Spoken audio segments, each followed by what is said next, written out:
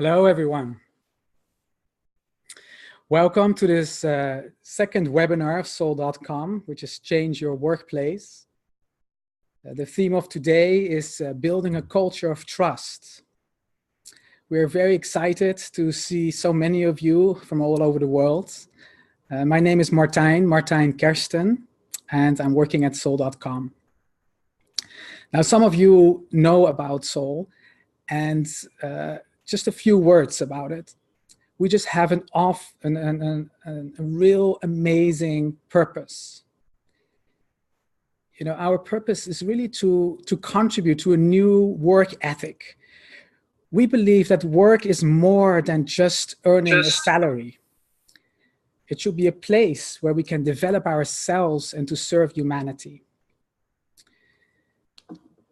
You know, we feel that the greatest challenge for humanity right now is to make the world work for 100% of humanity.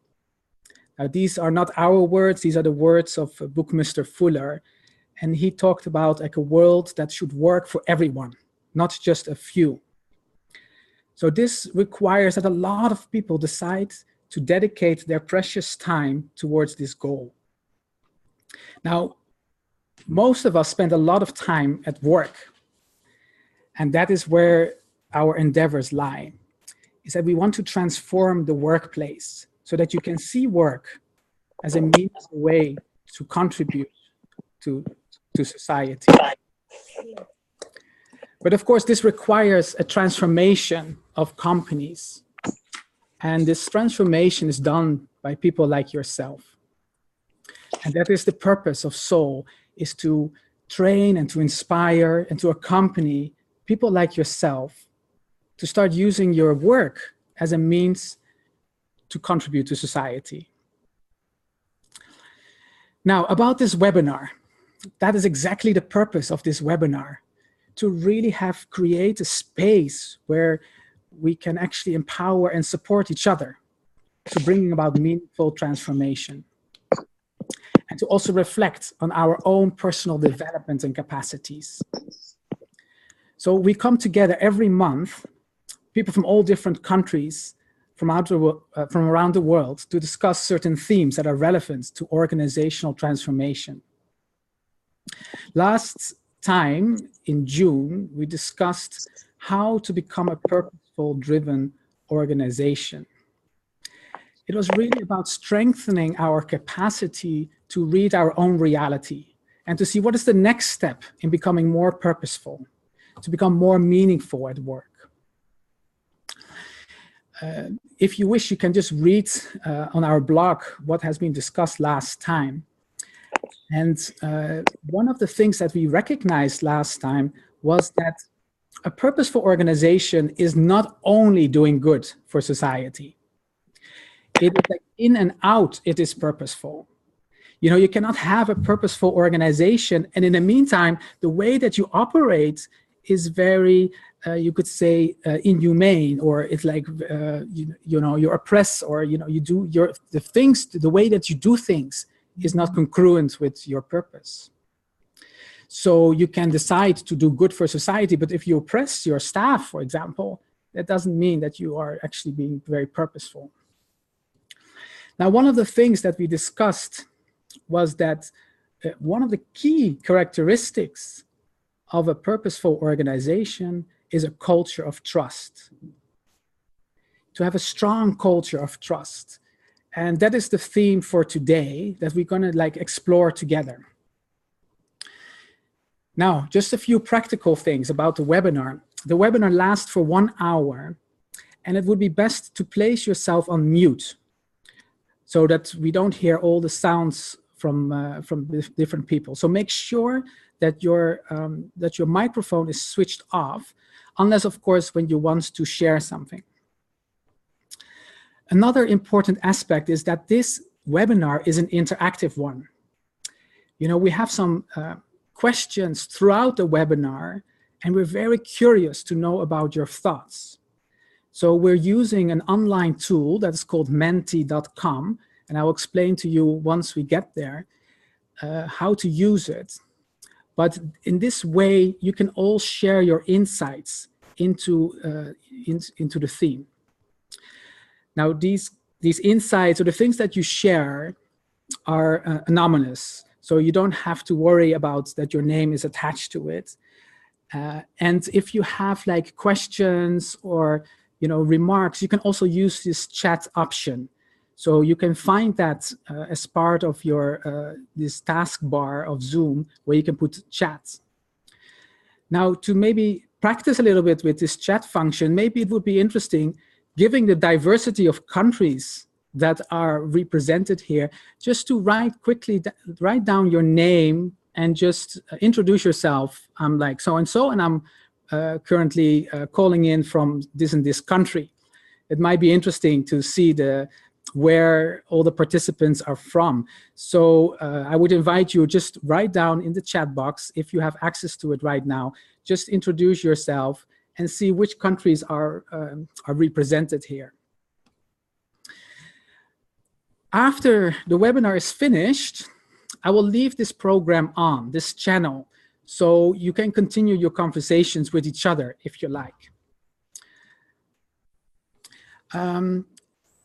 Part of this webinar, we also have like a guest speaker. His name is Omid Azami. Omid, can you hear me? Yes, Martijn, I can. Can you also hear me? Yes, very clear. Well, welcome, Omid. We're so happy that you're able to join us for this webinar. Could I invite you to share a little bit about yourself and what you're doing?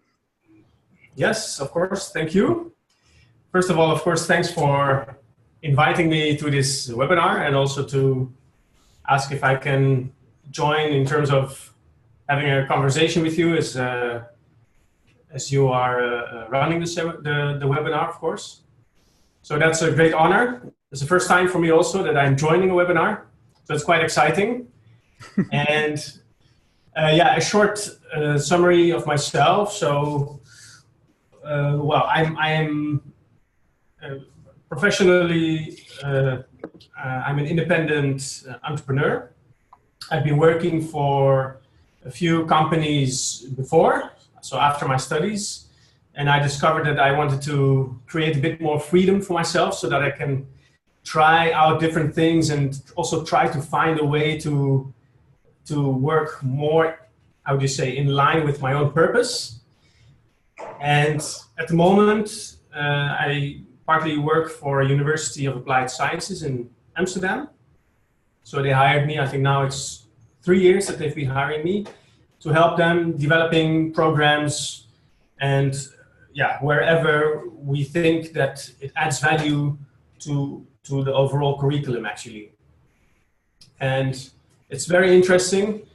There's a lot of things that are happening at that university, and it's actually also the place where I've studied myself. So I have a background in aviation. So I'm talking about the Aviation Academy. And one of the programs that we are developing is around the personal professional development of students.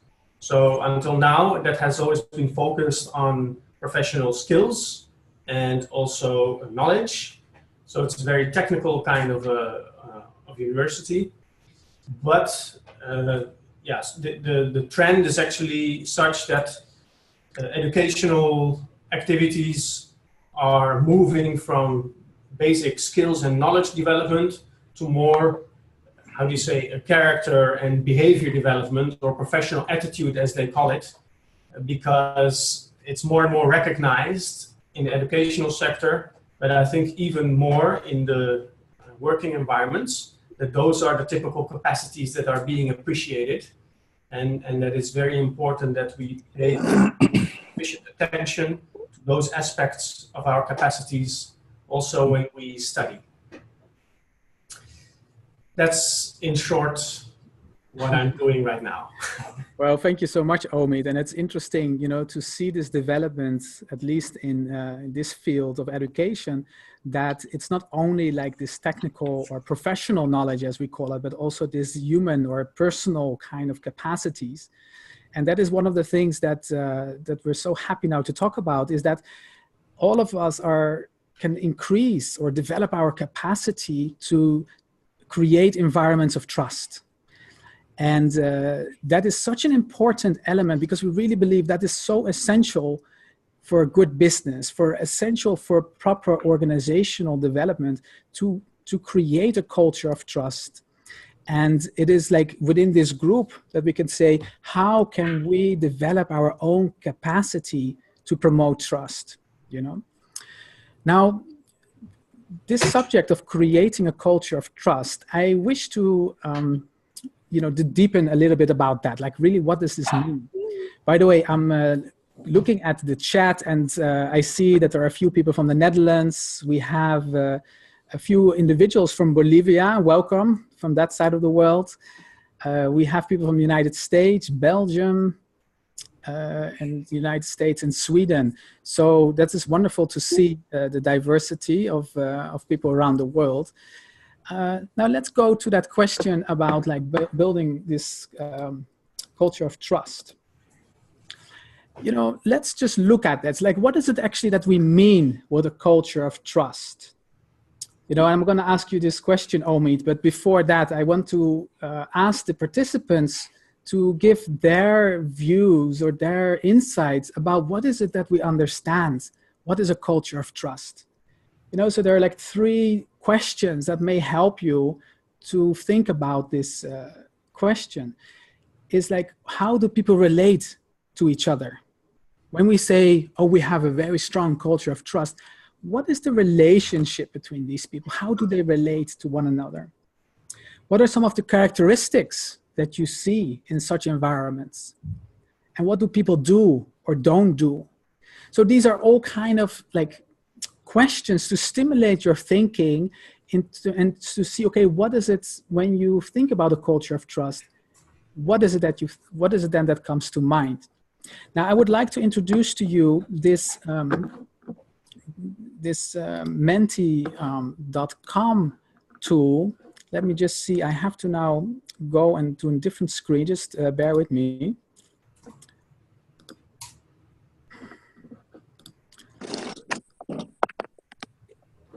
So you see here a new screen in front of you.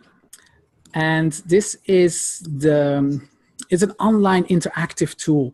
So what I would like to invite everyone is to go to Menti.com, type in this number, this code that is on the top, 967964.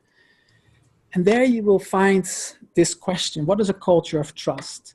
And there you can type in, for every like insight that you have, like submit it, you know? You can kind of like give your comments, your insights, your ideas about what is it actually that a culture of trust implies. And as you are submitting your ideas, they will show up on this screen as we speak. So here is the first individual that has already said it's a sense of respect. A culture of trust means that there's respect between individuals. There's a sense of autonomy for people. Trust, of course. So as you see, like you can submit as many as you wish. Don't feel shy, be generous, share as many as you wish, because we want to really get an understanding about what we're actually talking about when we're talking about a culture of trust. Here we have open, honest communication. There's room to learn. It's amazing. Now, Omid, as you know, these insights come in, can I maybe invite you to say a few words about your understanding of a culture of trust? What is it that you wish to see? What does it mean to you? Yeah, interesting question indeed. And it's also very interesting to see all those keywords that pop up in people's minds as we talk about trust. And actually, one of them that I typed down is autonomy. And because the way that I experience relationships of trust is that people tend to leave each other a lot of, how do you say, to leave a lot of autonomy with the people they work with. So instead of predefining how they want things to be done, or what kind of things they think are important in a task that someone else is being responsible for, they leave it open to that person himself, because they trust that that person will be capable of doing it, or maybe even of having the capacity to learn to do it in a way that will be good for the higher purpose. So for me, the first word really that comes up in my mind is autonomy, with that reason. Yes, and that is really wonderful, because like then you are able to not have that sense of control and to kind of like constantly check on each other to see if it's done. You know, so this is autonomy is an important element of a culture of trust. And look, Omid, It's a lot. it is just flooding. Yeah. It is like we dare to act from emotions. You know, we are able to feel safe. I see here a safe environment that you can be yourself in a way, that there is room for different points of view. People feel free to say what they think is best. You see, they have a sense of honesty. You're not criticized for making mistakes. Now, friends, this is not some kind of orchestrated or predefined exercise. This shows the coherence or the unity of thought that we have about when we're talking about a culture of trust. You see, it is not that difficult to come to some kind of an understanding about what is a culture of trust. And all of these points, you know, allow for people to be themselves. The vulnerability is there, the honest communication, the justice, recognition of oneness. Like all of those things are elements of a culture of trust. And this is at the heart of what it means to transform organizations. You see, if we can make a small step in this area, if we can make our workplace a little bit more, like there's more trust. As trust increases, we know that this is leading very profoundly to a more purposeful organization. In other words, like the more we dedicate and develop our capacity to build trust, we are actually able to use our energies towards the betterment of the world, because the organization becomes more purposeful. So this is really an important question, as how can we develop our capacity? Now, I want to actually see, I want to invite everyone to go to the next slide, because I want to understand the reality. You know, this, what we've seen here is like this culture that we're trying to establish. But of course, we're not there. Most likely, none of us are there to have an environment so profound and so full of trust as we have listed here. So I want to see what is the reality among our group. You see, it's a very subjective question, but can you kind of like rate your organization or your team or your department? It's like, okay, how much trust is there in my team or my organization? So I'm now taking you to the next slide. So you can fill it in again in Menti. You will have like, maybe you have to refresh your browser because this is the next question. It's the same code. And I wish to ask you all, can you, on this very like simple scale, can you assess and rate your organization where it is in terms of trust? You see, so on the one, like level 1 is, I've written there, fearful. There's absolutely so little trust. Level 5 is where there is a great level of trust.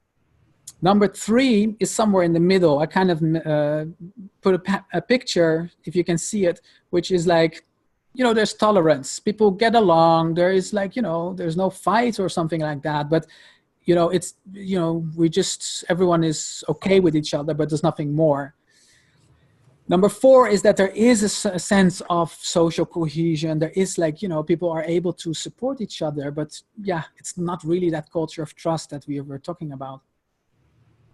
And then number 2 is more like, you know, it's not that fearful, but it is, yeah, it's like very much in isolation. You know, there's no real interaction maybe.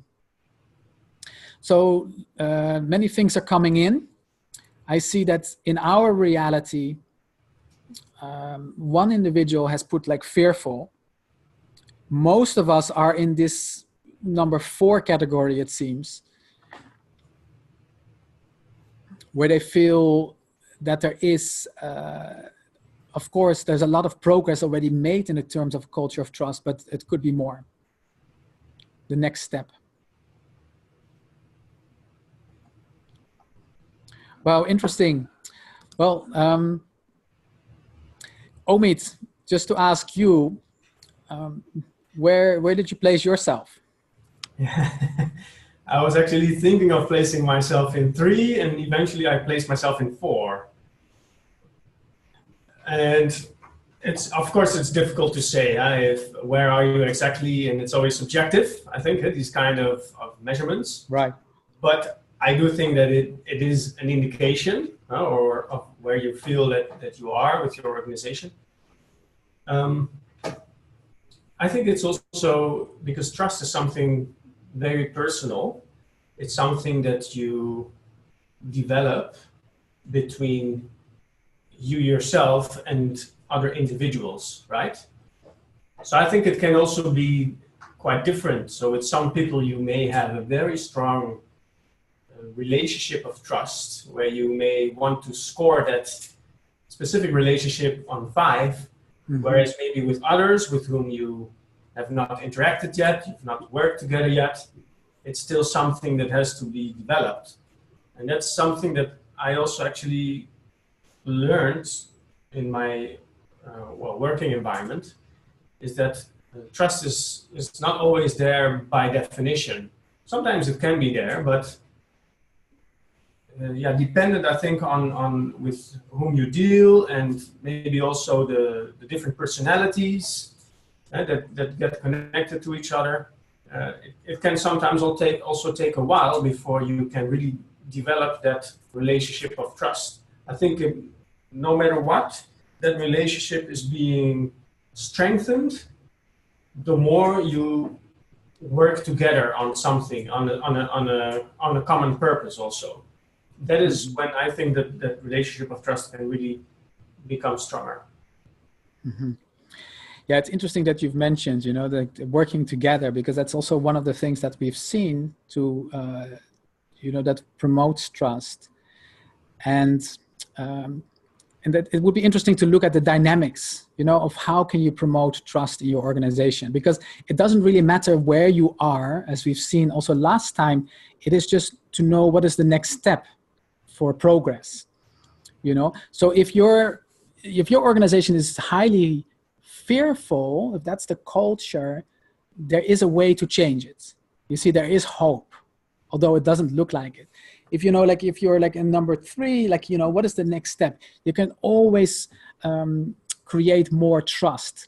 And that is what is the purpose of this webinar, is to understand how can I effectively contribute to an environment of trust, not only at your workplace, but also like in your family or in your neighborhood or anywhere else. So one of the things that I wanted to share with you is, how does this actually work? This dynamics of trust, because you cannot really buy trust. There's no real trick or tools for it.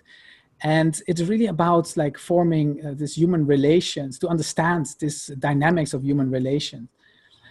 Now, let me just kind of see if I can go to the other slides. Bear with me again.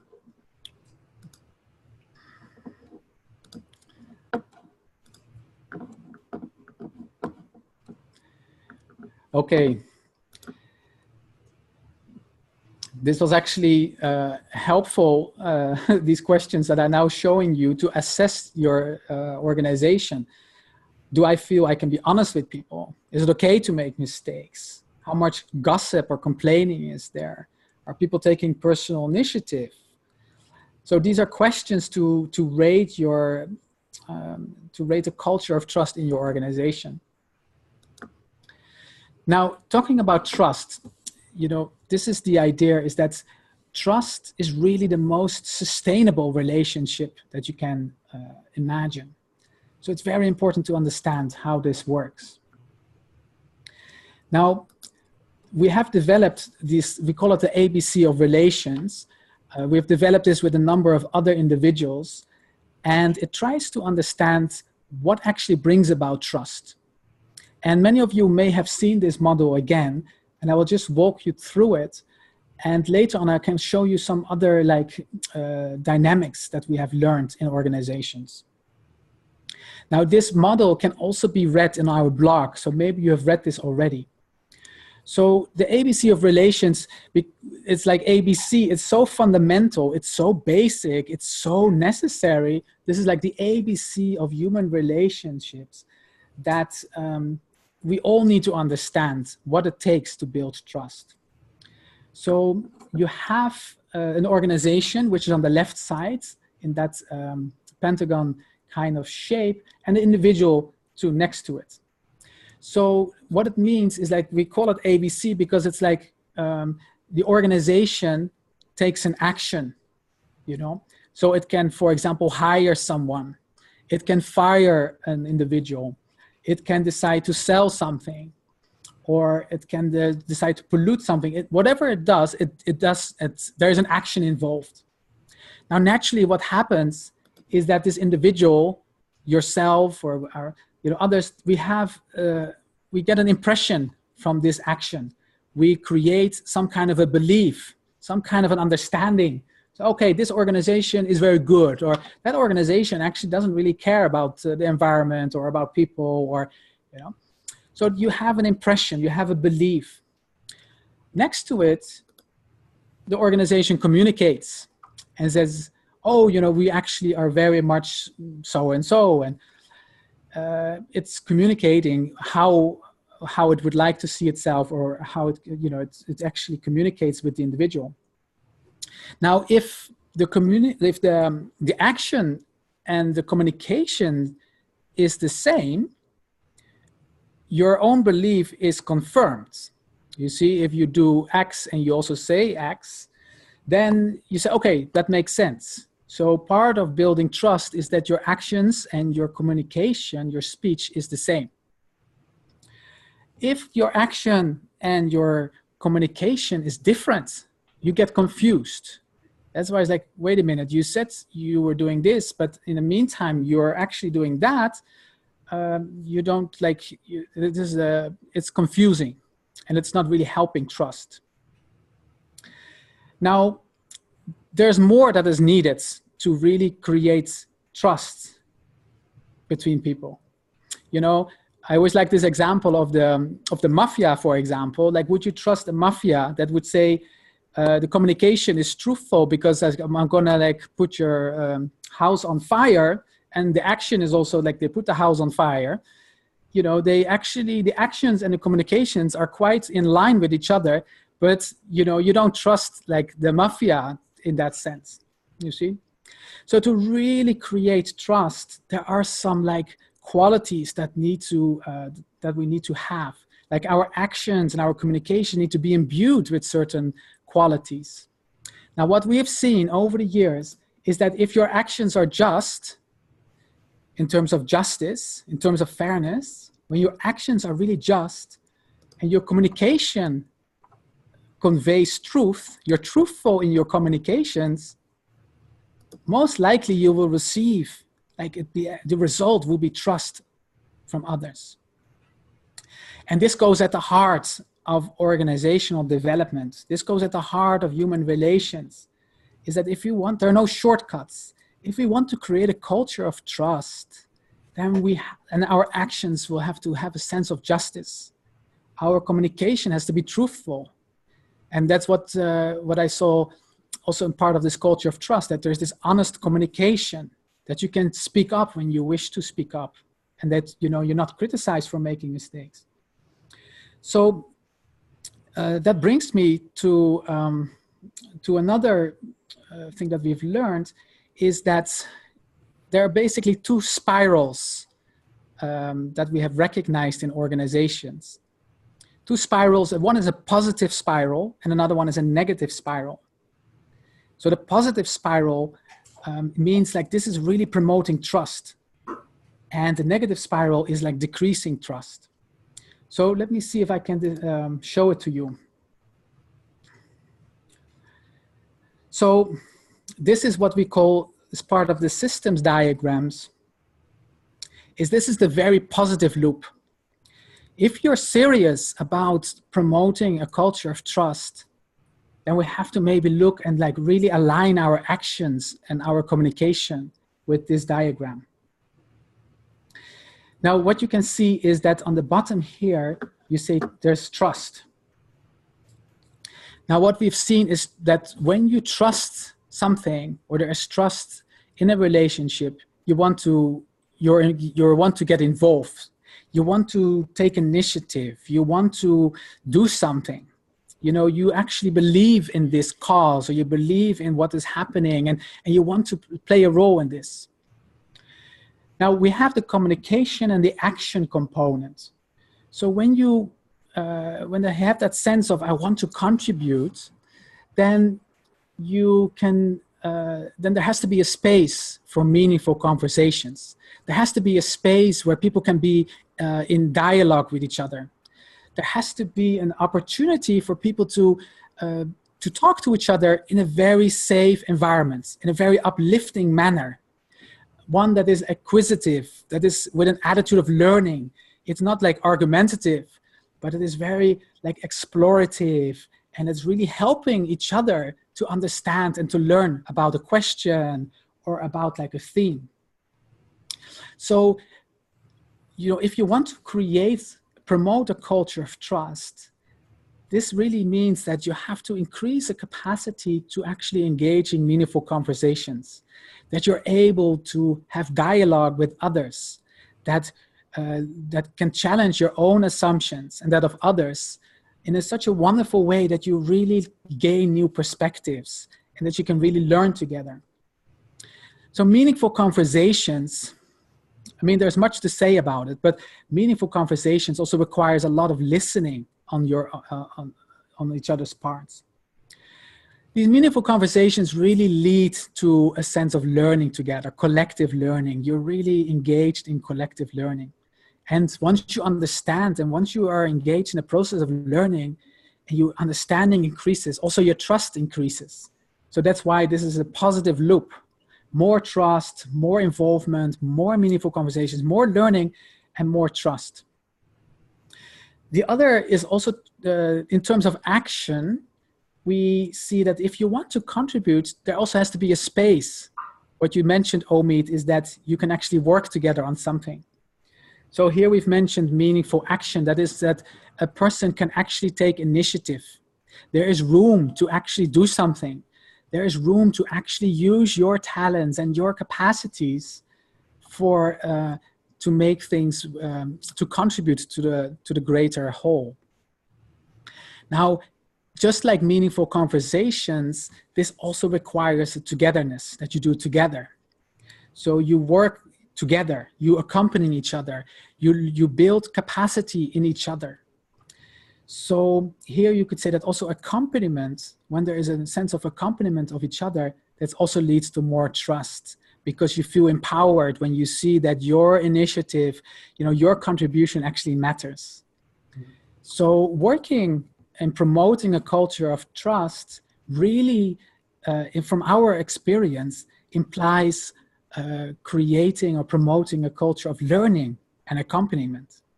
And that is very much done through meaningful conversations and meaningful action. Now, let's look at the negative spiral, and then I want to invite you, Omid, to see what you have seen from your own experience, if this resonates, these kind of like ideas. And I also would like to ask the others to see what their experience are in this regard. This is the negative spiral, as I mentioned here. It's the exact opposite. You know, if you really want to become very effective in destroying trust, like if there's an environment of trust and you really want to destroy it, this is the way to do it. You know, like if there's a lack of trust, you, instead of being involved, you take a little bit of a distance. You start to, you know, look at it a little bit. Yeah, you take a distance. Now, if we follow this communication loop, you start to, because lack of trust, you start to become more cynical. You start to say, well, it doesn't work, or, like we always say that. And, you start to maybe even complain. It's like, oh, like this is now again decided and this, and I don't like it. Or you start even gossiping. It's like, oh, did you hear what now happens? And da, da, da, da, da. So a sign in an organization where there is cynicism, gossip, complaining, like it's like, okay, this really needs a more trustful environment here. Now, when this continues, this kind of behavior of gossip and cynicism and complaining, you actually have created a culture of criticism, where it is very normal to criticize one another, to always point out the faults of each other. And this criticism, like leads to fear, and it like leads to actually more mistrust. Now, when we can follow the loop of the action, this distance also kind of leads to a more passive, like a passive approach, a passive attitude. He's like, well, like I've tried my best, no one is listening to me, I really dissociate myself from it. There's a sense of inertia that is coming in. And this passivity and this inertia, really, if it continues, it leads to a greater level of apathy. Like at the end, I don't really care anymore what is being said, or I've kind of emotionally checked out, and I'm just sitting here doing my work. So that also kind of leads to a greater mistrust. Now, the interesting thing is that mistrust is not unlimited. I try to like explain it here with some of these of a bucket that comes with water, is that we only have a certain level of tolerance and endurance to mistrust. You see, we can only handle so much. Some of us can handle more mistrust than others, but what happens is that, if mistrust fills up, at one point we just have to leave. We have to really dissociate. And one of the reasons why people leave organizations, you could say, is because of a growing mistrust, and that it has overflowed. The bucket has overflowed. Now, let me just go back to here. Let me see. Maybe these two slides and also these ABC of relations, Omid, from your own experience and working with also these students in developing these capacities, what have you seen, like in your own experience? Yeah, I'm trying to think to relate it also to my practical experiences. I do recognize the system diagram that you've drawn here, definitely. So I now see the slide with the system diagram of trust. Is that what you would like to elaborate on, or would you like to elaborate on the other one where there's like a negative? Yeah, which one you found most interesting, or which you found like... Yeah, well, I think I do recognize both. I mean, we do see, for example, if we talk about the trust cycle, for example, like I think it's now a bit more than a year ago that we started with this new initiative to extend the, how do you say, the spectrum of professional development from skills to more behavior and attitude and to those areas of personal capacities. That's something that we started with a bit more than a year ago. And it was, I think, only a few people, and it's quite a big organization. I think there are about 80 people working there. And there were maybe one or two in the beginning who said from the very beginning, yes, this is something that we need to do. And there was already like a sense of vision, common vision, and also accompaniment, because these were people who would provide me the opportunity to try this concept, to develop like a pilot and try this concept together with their team and their students. So it was like a very small a group of people with which we could begin. And I think that that's also like a very organic way of trying to innovate, trying to develop something new, is to work with those people with whom you have already like a basis of trust in your relationship. And I think that from there, we got into involvement. So they were involved in the process. They involved also their team. So to share their thoughts about how this could work out.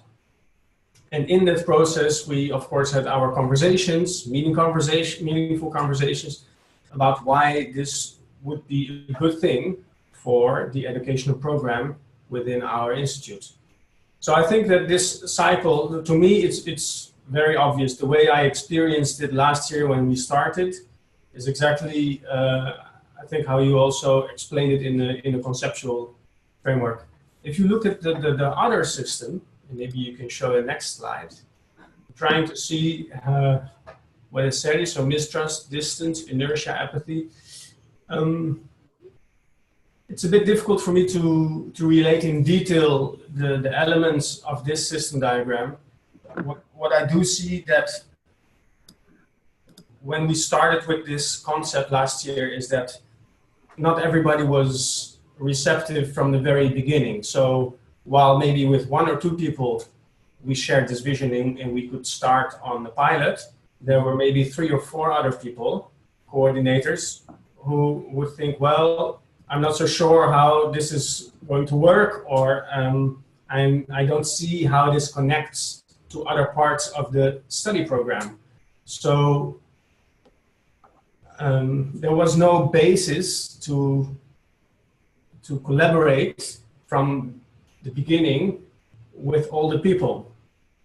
And I think that that's, it's something also that I had to learn to deal with. Like the initial idea together with the the manager of the team was that we would do this with all the specializations in the last study year of the students, and then later maybe also even with other study years of the study program. But it was for me a very important learning point that it doesn't work that way. You do not impose a change from one day to the other. It really takes time to change, and how do you say, the progress is really dependent on the manner in which you find or develop relationships of trust with whom you can with whom you can make this undertaking successful. At the same time, I also think that trust it's very personal, as I said in the beginning, but I can also see that sometimes it's very impersonal, in the sense that sometimes you can hear people say, when they're cynical, well, that's a decision of the management team or the board or this department that I'm not working with. So sometimes it's also exerted in an impersonal manner, and it seems like it's pointing to a part of an organization that you do not belong to yourself. So it feels like you don't have any influence over what's being said or what's being decided or the direction that's being determined to go to.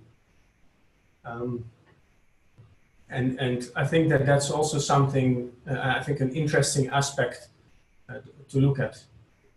I don't know if you're interested, but in the educational sector, well, at least for where I work at, we've seen in a long time before that the control mechanisms have been more and more dominant, determining how teachers should do the work, how they should assess students, and also to, to reduce the risk of losing accreditation.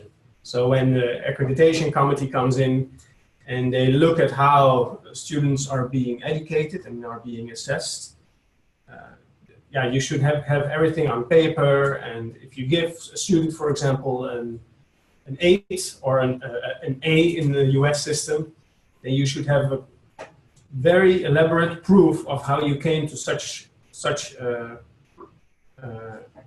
how do you say, such a figure. And I think that those kind of control mechanisms, no matter how they, for what reason they've been designed, I think that they do take away a lot of freedom of the people who are teachers, who are lecturers, who actually have the capacities to train and to also have an idea and judge if someone is capable of doing something.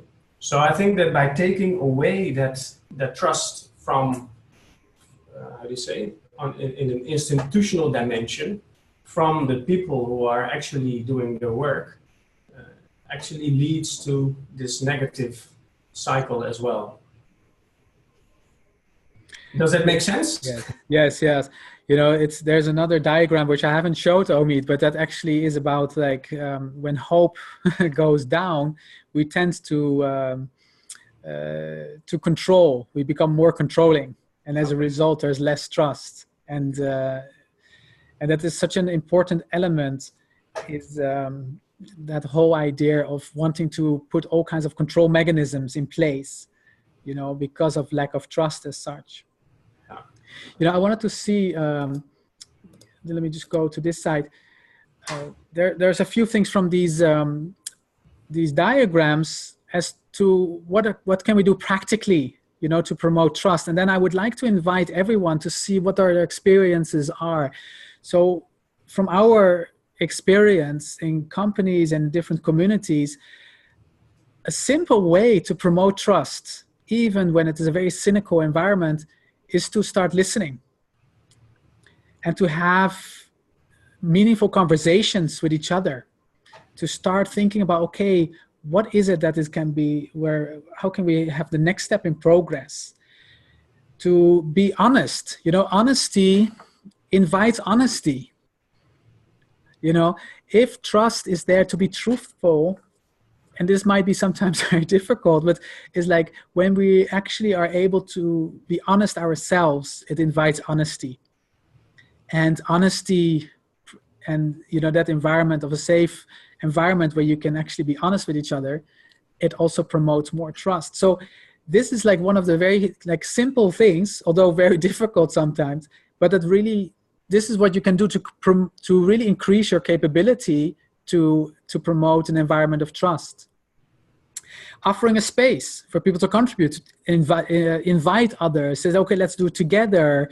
That is a very crucial element for building a culture of trust. Accompanying what I've mentioned, and how, you know, destructive criticizing can be. Even if you're right, you know, to criticize one another actually is not helping any environment of trust. It's like, how can you revert that to actually start to learn together, to learn from mistakes, to allow mistakes to happen. Now, these are all very, you could say, more tangible things in like this quite tremendous exercise of promoting a culture of trust. And what I would like to see is like, this place is a space for learning, as it says. I would like to, like, the conversation has been up to now between Omid and myself, but we're very curious to know from the others is that what has been your experience? You know, what are some of the questions now when you listen to all of these things? You know, do you have questions about these things, or do you have already some ideas? It's like, okay, you know, I feel inspired and I want to really start promoting trust in my own environment. This is what I would like to do. This was also like very nice to share. So we have around like 10 minutes. The time flies, but like I would like to invite people, like if you have a question or an experience, or just unmute yourself and to kind of like share. I'm just also looking at the chat now. Nabil from the States, United States has excellent depiction of vicious and virtuous cycles. That's exactly what these two cycles are, these loops. Innere Kundigen auf Deutsch, forget my pronunciation. There is another comment that says humility to admit one's mistakes or limitations seems to be also an essential element. And that is, I think, also part of that attitude to really be effective in meaningful conversations and meaningful actions, that there is a sense of humility that surrounds you, you know, that really is inviting, that really helps learning to come about. So Beryl says, I agree also to Annemie. So is there anyone that likes to share or have another question that like we could discuss? Please feel free, everyone.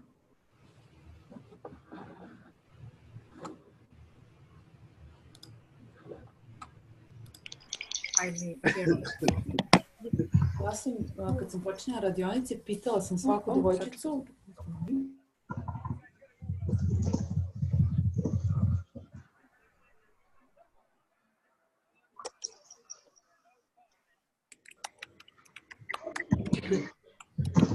Who would like, you know, also creating a culture of trust also requires courage, you know, that's to where the status quo is maybe different, but to actually step up to someone to say, okay, can we have a dialogue together? You know, can we actually explore things together? Can we work together?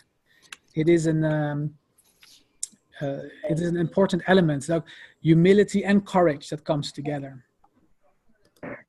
Can you hear me? Mama.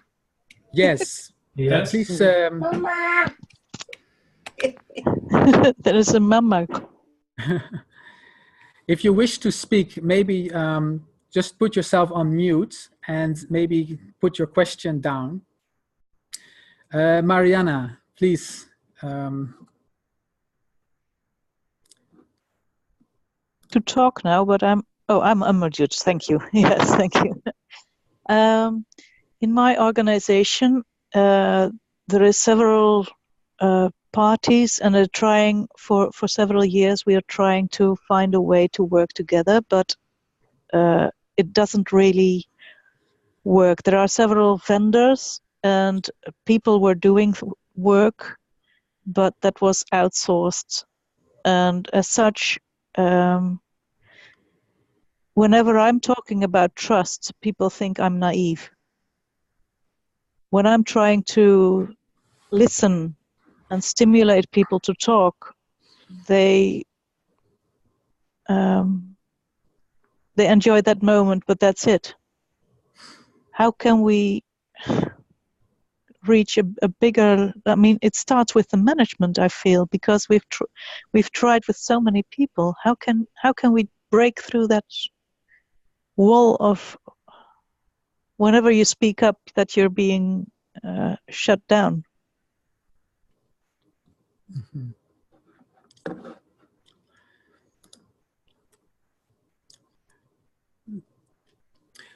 Well, excellent question. I don't know if someone actually has this experience as well, that, you know, the culture is so strong, and every time something happens, you know, you're being punished for it to do the good thing, you know, to start meaningful conversations or meaningful action is not being appreciated or rewarded instead of punished.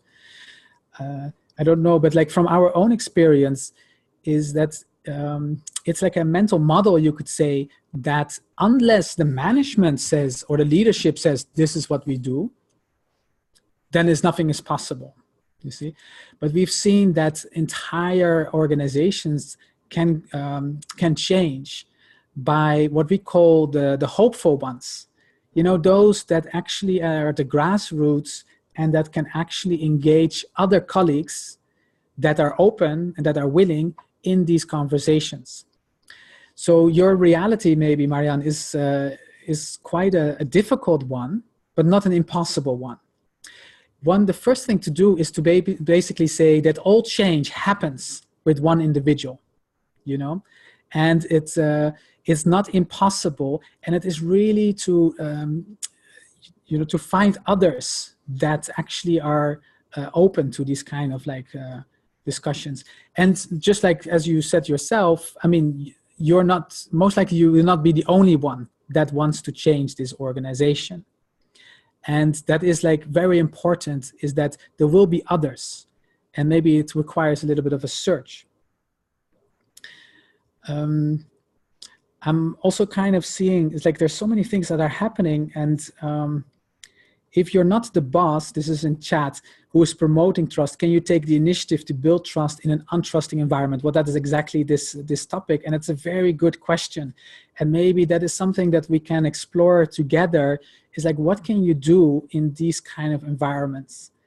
And it is very much what we've learned, is to really see gossip and cynicism not as something that is extremely bad, but as a way, as a sign, as a symptom that people are longing for trust.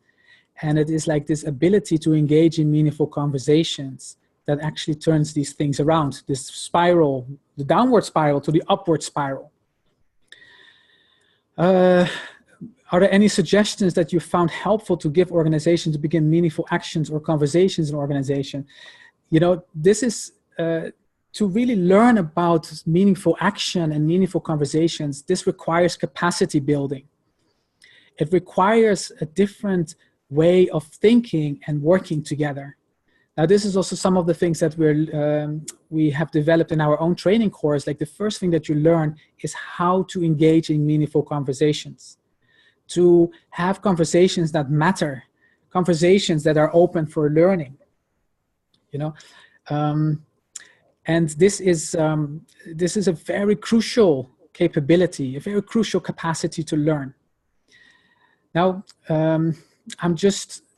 maybe we should make these webinars not 1 hour, because now we're actually getting to real discussions, and it is like almost 9 o'clock. Now, one of the things that we said, we start on time and we end in time. So what I said, I will leave this channel open. We're almost coming close to 9 o'clock. I will leave this channel open for discussions among everyone who is present, you know, to have these discussions about these kind of important topics. I just wanted to share with you the following before we close, is that the next live webinar will be about promoting unity. We're going to really delve into the question about unity, to think in terms of oneness, and to increase our capability to promote unity. So this is going to be another very exciting subject, and another important capacity to develop as agents of change for meaningful transformation of organizations, to really think in terms of unity. What does it actually mean? What are the levels of unity? How to promote unity? I saw that one of the participants has said that it's important to have a common vision and a shared purpose. Now, that is really important, and that is part of these discussions will take place. So it's going to be on the 30th of August, and you can already register on the website to reserve your seat. Same time, 8 o'clock Central European time. And I mentioned briefly about the soul-driven leadership, this training program that really enhances your capacity to engage in meaningful conversations, the capacity to engage in meaningful action. What are those meaningful conversations? How can you really create this a safe environment where people can be honest? Now, that is a wonderful training for those that are serious about organizational change. So that is starting in September. It's an English speaking course, and you can find more information on the website. Then, of course, we would love to continue our conversation, and you can always contact me or to contact others from soul.com for ongoing conversations, to see what is your reality in your company and what can you do.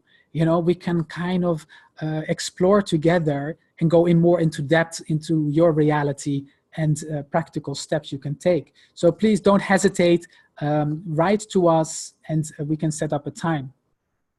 Now, thank you Omid for participating and for sharing your thoughts and your experiences. Are you still there? Yes, Martijn, yes. Thank you very much for asking me to join this. I think it was very interesting, and it's a bit difficult for me to talk while a lot of other people are there too, while they're being silent. It's like sitting at the big table and eating while the rest is sitting there and not eating. So, but it was really great to join, and I'm really also triggered by the questions that are being posted on the chat, for which I feel that it's a bit of a shame if we cannot, how do you say, have time to talk about it together. It really feels like the ingredients for meaningful conversations. So yeah, I don't know if people will stay to talk, or if maybe there's an alternative to find each other so that we can still have those conversations with each other. Yes, I will keep it open, friends. The next one is on the 30th of August. You can register already for the next one about promoting unity. And what I will do, I will switch the screen to this wonderful thing that we have, what actually, just bear with me.